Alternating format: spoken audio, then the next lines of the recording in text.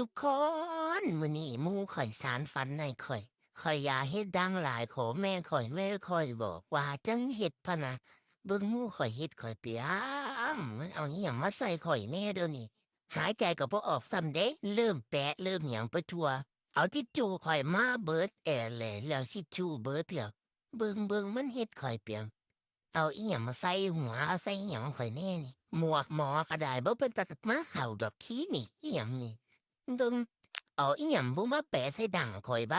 หายใจก็บ่ออกมีฮอดการเช็กซุ่มบัดนี้ไม่เอ็มเขาบอกว่าอันนี้สปาหน้าผากพะนะโอ้